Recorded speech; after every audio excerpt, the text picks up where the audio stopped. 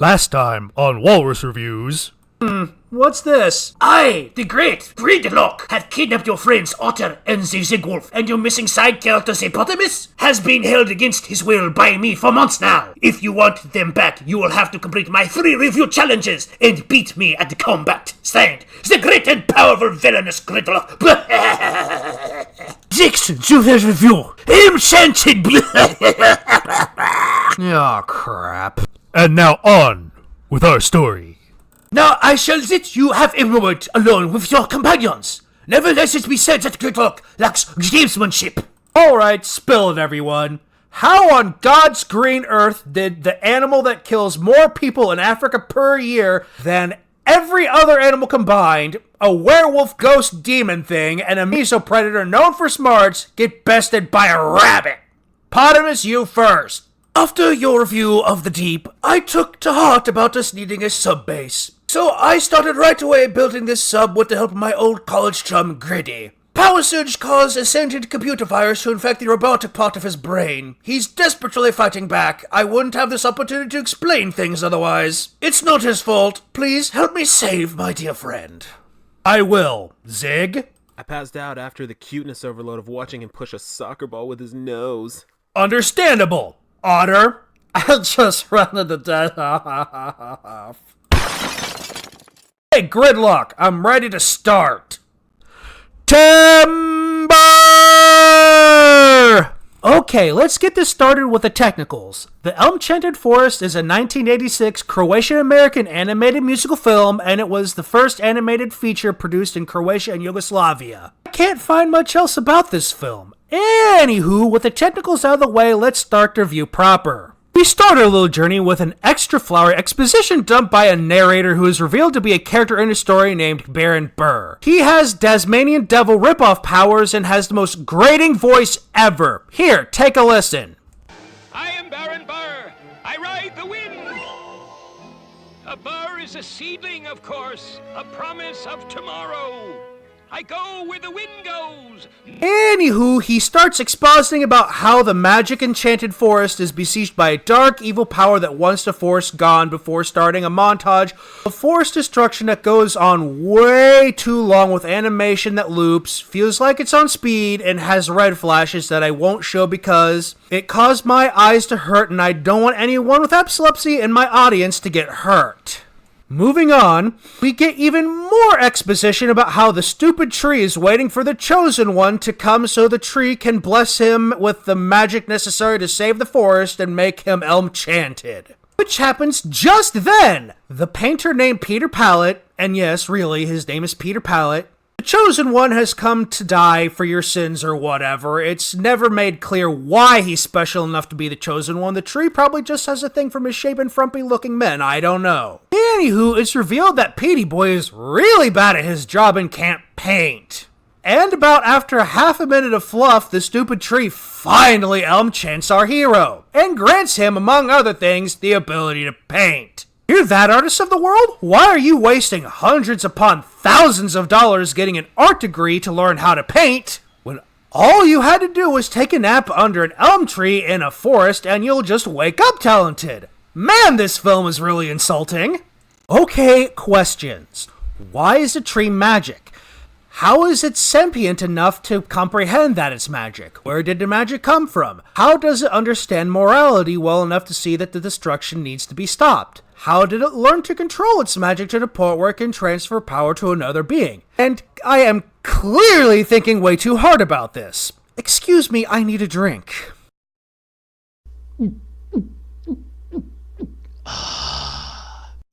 Anywho, seriously, I'm going to end up using my monthly allotted allowance of that word in this review. Anywho, Pete wakes up and can talk to animals now. And the beaver, named j.edger Beaver, yes, really, exposits about how they need to get out of the forest to escape the darkness. We then cut to the only redeeming quality this movie has, the villainous cactus Emperor Spine, who is revealed to be the darkness destroying the forest. Here, just watch a minute of him being hilariously over the top. Beaver. Did you say Beaver? Toothpick! he has his court wizard Thistle invite the Chosen One to dinner in order to kill him, where, after that, we cut to the painter painting a fox girl who is a secondary character and probably has some unsavory fan art on some furry's DeviantArt page somewhere. Afterwards, Thistle gives Pete the invitation, but a pink hedgehog, which I'm surprised is not the result of the alcohol I had to consume to get through this film, warns him that it is a trap. Then we cut to Lord Spine's dining hall and oh my god damn it, not him again! Oh, may I be of service, Emperor Spine? You cannot stand against the wind, Emperor Spine. You must learn to bend. After the annoying soothsayer tells Emperor Spine everything the audience already knows and bamps off, Thistle, on the Emperor's orders, goes to kill the painter. We cut to a bar, and yes, they try to hide it in English dub, but it's a bar. Thistle befriends and tries to get the help of an older bear named Buddy. Oh, we are the Buddy Bears, we always get along. Each day we do a little dance and sing a little song. If you ever disagree, it means that you are wrong. Oh, we are the Buddy Bears, we always get along. No, not them! Anywho, after j.edger denies him free beer forever if he helps up Emperor Spine, Buddy's alcoholism forces him to become a good guy. Afterwards, we get a musical number that goes on for way too long, which was bound to happen. It's either a drinking song or a bar fight. You have to have one of these in a bar scene, and these animators clearly cannot pull off a fight scene, so a bar song we have. Anywho, we cut to the next day where I'm going to assume that Buddy was too drunk to remember turning to the light side of the force because we see him trying to tackle Pete on Thistle's behalf only for Pete to turn him to the light side again after painting an action portrait of him to remind him of his glory days. After this, instead of having his arcanely alive army of Satan pole axes just kill every living thing in the forest, Emperor Spine decides to deforest large sections of said forest to try and limit Pete's hiding places. Then he tricks a benign fire elemental into burning down part of the forest with a fire, which Pete stops using his elm chanted brush powers. Then does the same thing with the water elemental and flooding. If you're starting to wonder why the Galarian Cacnea just doesn't use a move tutor to teach itself body slam and let the fact that it's, a cactus, take care of the rest, the answer is, I don't know. Emperor Spine is stupid. Anywho, after we get a scene of them rebuilding, we get some lazy foreshadowing about why Emperor Spine is such a jerk, which is that his true nature hasn't been fulfilled. Then we cut to that night where we get another visit from Baron whose voice is comparable to falling into a pile of thorny burrs, who exposits, and yes, we get more exposition about how the magic is temporary and Pete needs to fulfill his destiny by tomorrow night or evil wins. So Thistle starts making a potion to help Emperor Spine fulfill his true nature, only for Thistle to get put in Emperor Spine's dungeon and for Pete to fall down a hole and get captured by a race of sentient mushroom people made up of racially insensitive African American stereotypes. I'm going to give the Croatian people behind this film the benefit of the doubt and say they didn't understand the racial relations problems we have here in the States, and that they didn't intend for it to come across as racist as it does, and that they didn't understand how uncouth this will come across to an American audience. What I'm not going to excuse is the English dub going out of its way to reinforce this with the dialogue and music choices. Just take a look and drink in the train wreck in motion, everyone.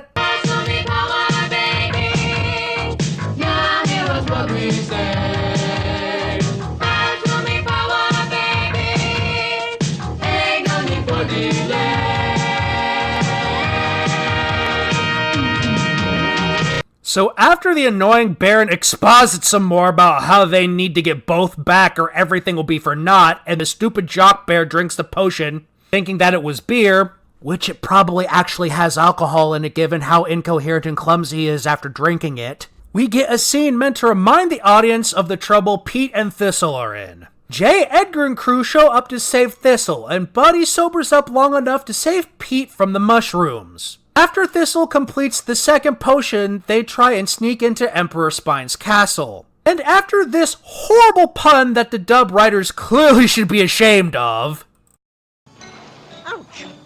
Watch out for my paw. Your pa doesn't live around here. They reach the castle, and the fox girl from earlier does a dance that reminds me of Uhura's fan dance from Star Trek V to distract the guards. Rule number 1 for making a shitty movie: don't remind the audience of a better movie I wish I was watching instead of this! They get the potion into the Emperor's mouth, he turns pink and becomes friendly after flowers bloom all over him, the bear and the fox hook up and the magic drains from the hero, he leaves the forest, and that finally ends this pile of poop movie! Is there anything else you would like to add? There was no other place for me to bring it up organically, but the dialogue of the English dub, wow. How do I want to put it? Overly wordy and saccharine to the point where it makes MLPG3 blush. You won't get it unless you hear it, just watch. Now, which lunch would I enjoy more? Wiffleberry jam and cornbread toast. Robin egg cream and an acorn pudding. Then what can I do but accept? Yay! Yummy tummy! Lead the way, my small friend.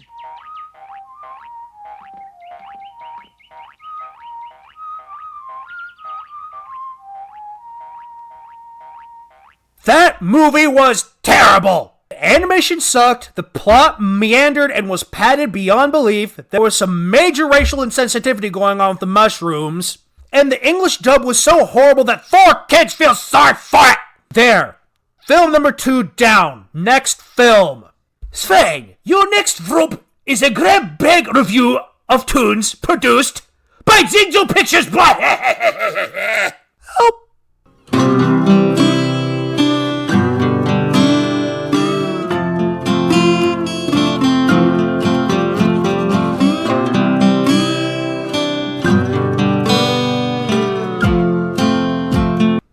Alright everyone, so sorry for the editing, my computer bricked itself if you didn't read the thing in the end credits, and everything is behind, sorry about that. If everyone could like, comment, subscribe, click the bell, and turn on notifications, and share everything on social media, that would be great. Thank you very much. Bye.